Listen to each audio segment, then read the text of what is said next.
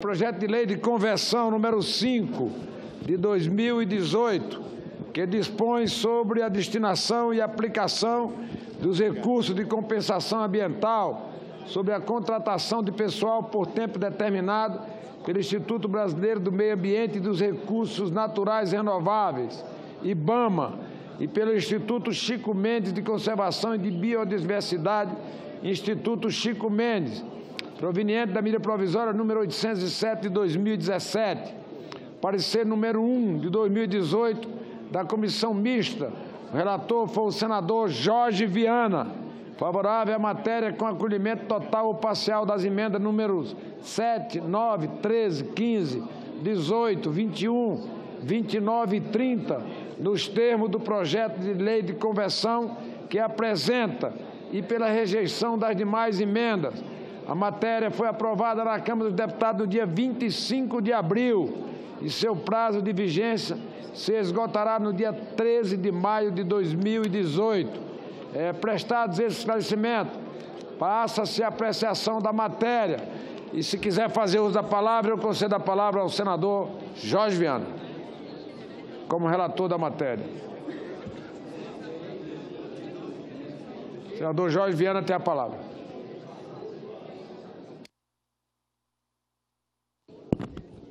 Senhor presidente, senadoras, senadores, todos que nos acompanham pela rádio, pela TV Senado, eu queria chamar a atenção dos colegas. Nós estamos diante de uma medida provisória, como já foi descrito pelo presidente, tem um prazo de vigência e certamente vai merecer a aprovação dos colegas senadores e senadoras, que trata exclusivamente, senador Ferraz, da aplicação dos recursos da compensação ambiental. Nós temos, nesse tempo de escassez de recursos, mais de 1 bilhão e 300 milhões de reais disponíveis, oriundo de compensação ambiental e que não podem ser aplicados nas unidades de conservação, que estão na responsabilidade do Instituto Chico Mendes. Essa medida provisória vem preencher uma lacuna que, a partir de uma decisão do Tribunal de Contas da União, ficou estabelecida. Os recursos de compensação ambiental não podem cair no Tesouro, senão eles cairiam na lei do teto de gastos. São recursos que vêm da iniciativa privada. Anteriormente, o propósito era que o empreendedor que tiver que fazer alguma compensação ambiental, ele executaria essa compensação ambiental, mesmo sem ter as condições ou mesmo reunir a competência para fazê-lo. É um equívoco. Então, o Brasil, que tem um conjunto enorme de unidades de conservação, que tem um número enorme de empreendimentos, especialmente vinculados ao pré-sal, à Petrobras, que geram, nesse caso, nós já temos acumulado mais de 1 bilhão e 300 milhões de reais. O Brasil não dispunha de um mecanismo que pudesse atender às exigências do Tribunal de Contas da União para a aplicação dessa compensação ambiental. Essa medida provisória procura sanar essa lacuna. E eu tive o privilégio de ser relator, de promover audiências públicas, de receber a direção do ICMBio, de ver o posicionamento do IBAMA, do Ministério do Meio Ambiente, da sociedade civil, das organizações não governamentais, antes de apresentar meu parecer.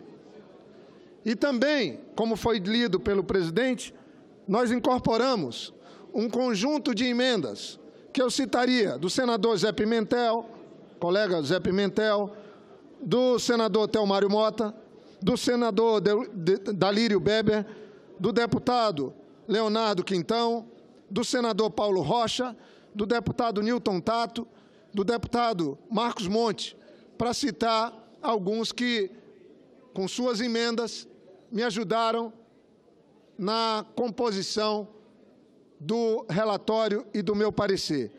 E eu queria ressaltar algumas das modificações que fiz.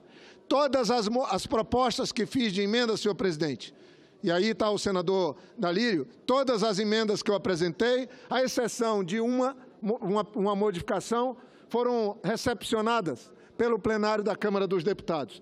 Então, a medida provisória que apreciamos hoje aqui, ela passou por modificações e eu tive o privilégio de ser autor dessas modificações.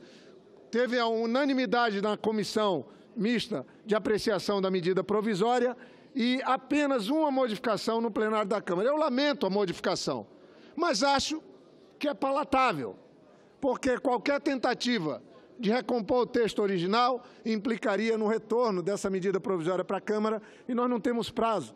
Certamente ela perderia o prazo e isso traria um prejuízo para aquilo que é o objetivo nosso, que é de implementar, de consolidar as unidades de conservação, que são muitas nesse país, e que a gente não tem, a partir de agora mais, o risco de dizer que temos unidade de conservação no papel.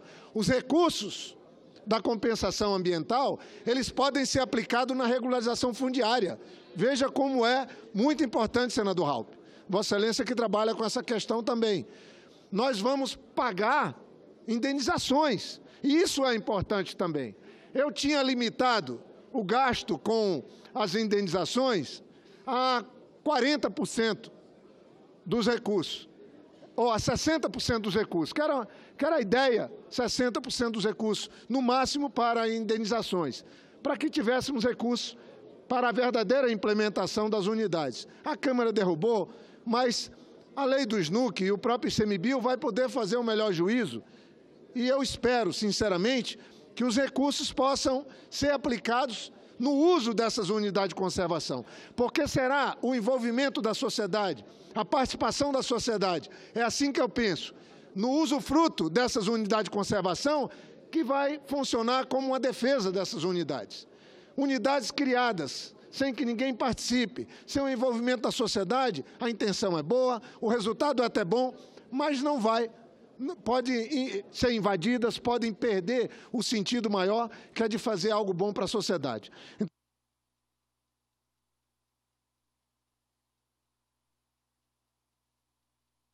Recurso, porque o Tribunal de Contas exige que tenha um fundo privado, escolhido pelo ICMBio, ele possa contratar bancos regionais. Quem entende de desapropriação, quem entende de Amazônia, por exemplo, é o Banco da Amazônia, é um banco público.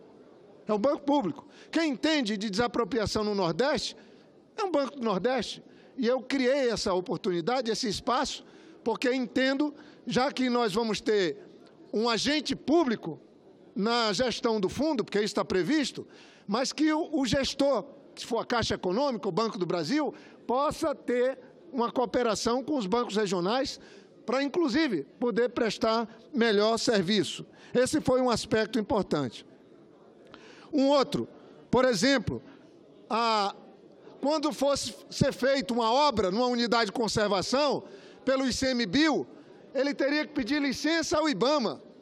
Ora, o ICMBio, o Instituto Chico Mendes, tem todas as condições, e eu fiz a modificação na medida provisória, ele pode trabalhar o licenciamento, a execução da obra, obviamente, com a anuência do Chico Mendes, para não termos mais um trabalho burocrático, mais um passo a ser dado que atrapalha a implementação das unidades de conservação.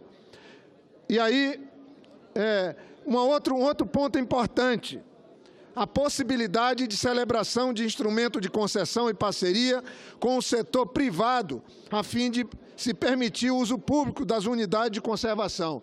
Não dá para querer fazer com que o Serviço Público Federal ponha para funcionar unidade de conservação, de visitação pública, no uso no final de semana. Por que não a iniciativa privada trabalhar como acontece no mundo inteiro? Isso também nós conseguimos trabalhar. E mais ainda, quando for uma unidade que queira fazer um serviço numa unidade de conservação como essa, e que ela seja parte da comunidade, de uma cooperativa da comunidade, não é necessário fazer chamada pública, ela tem prevalência. Eu agradeço, inclusive, ao deputado Newton Tato, que foi muito defensor dessa tese.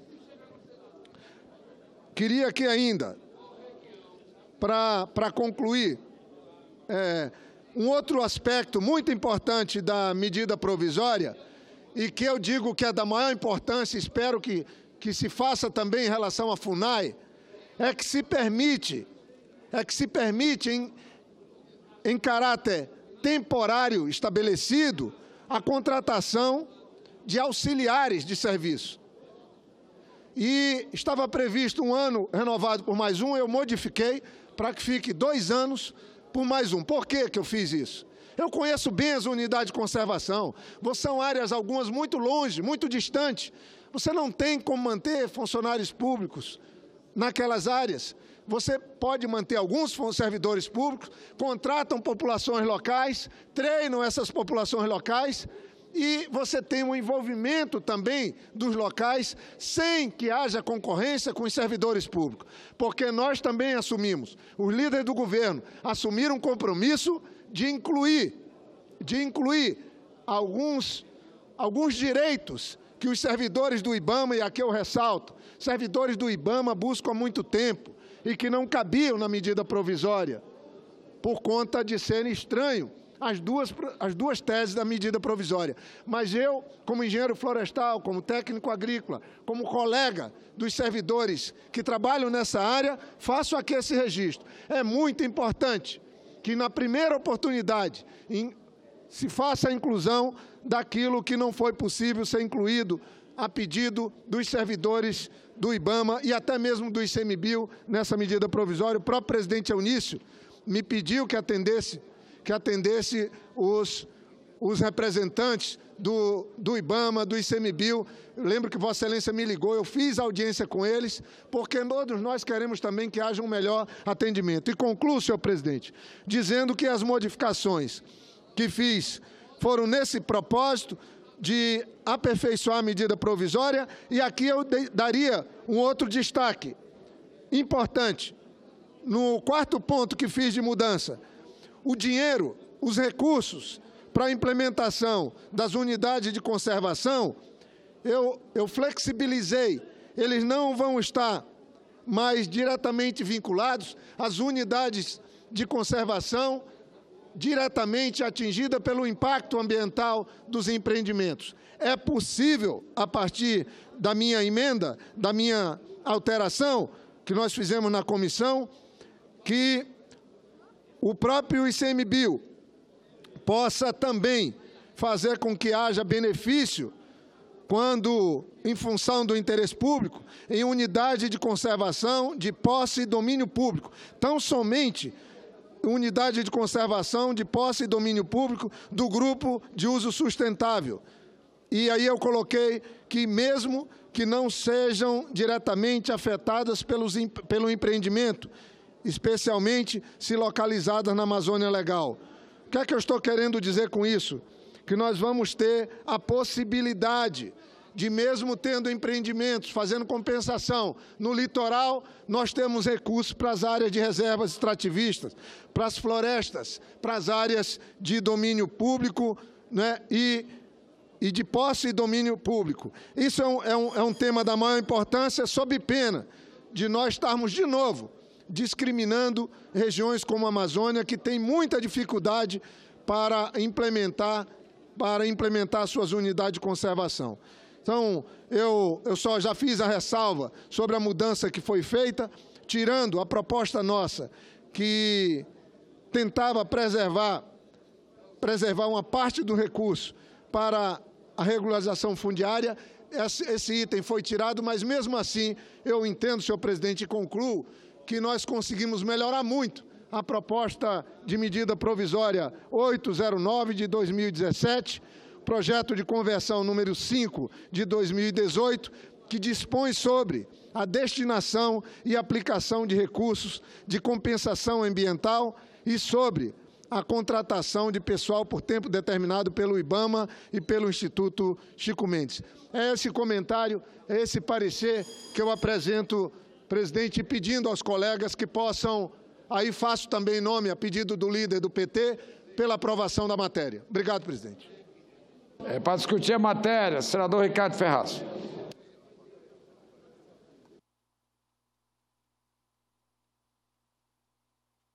Pela ordem, senhor presidente. Senhor presidente. Senhor presidente. Pela ordem. Eu gostaria de registrar meu voto. Senador Lucebani. registrar meu voto na votação anterior, sim. Sim, nós teremos outras votações nominais depois dessa. Senador Ferraz.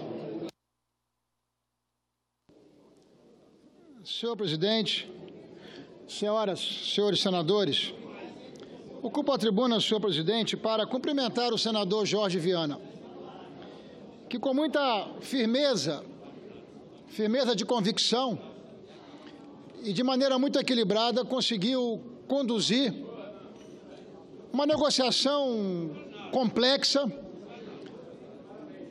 uma negociação sensível, delicada, mas que ao fim e ao cabo incorpora importantes e eu diria mais, estratégicos avanços na organização e no funcionamento do Instituto Chico Mendes,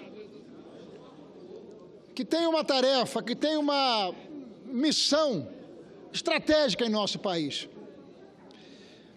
Por esta medida provisória, sim, que reúne as dimensões constitucionais de urgência e relevância, porque há décadas nós estamos dialogando, nós estamos envolvidos com a necessidade de nós melhorarmos a condição, de ordenarmos, organizarmos os nossos parques nacionais, e não apenas nacionais, também os parques regionais, conferindo aos nossos parques condição para que eles possam efetivamente trabalhar a pesquisa, a ciência, a tecnologia e a possibilidade, com regra, com ordenamento, com planejamento, com meios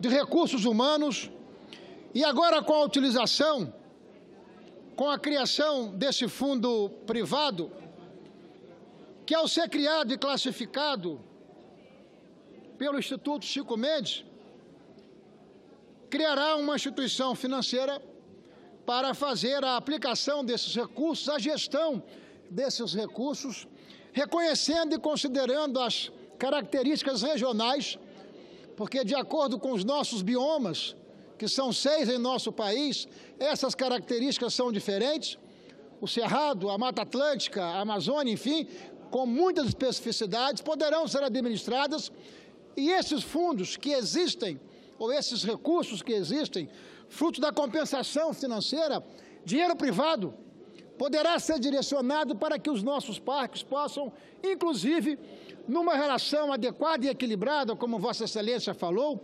senador Jorge Viana, estabelecer uma relação público-privada da melhor qualidade. Eu chamo a atenção para a necessidade daquilo que indica, nós temos muitos potenciais país afora em todos os nossos biomas. Mas, veja Vossa Excelência,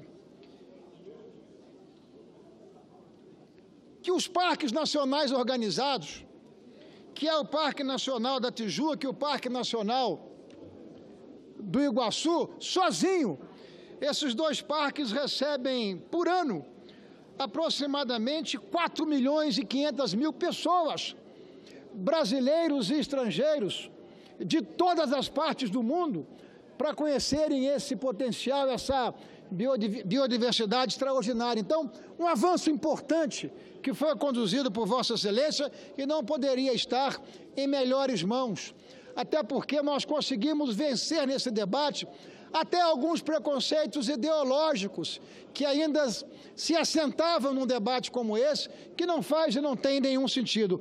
Por isso, nós estamos encaminhando favoravelmente a minha manifestação, com enorme convicção, porque nós estamos, senador Jorge Viana, vencendo e superando um paradigma, superando uma página, e aí vão abrir novas janelas de oportunidades para que os nossos parques possam se estruturar melhor, não apenas em condições materiais, mas em meios com mais profissionais, de modo que nós possamos, inclusive, ampliar o conhecimento natural sobre esses parques. Obrigado, senhor presidente.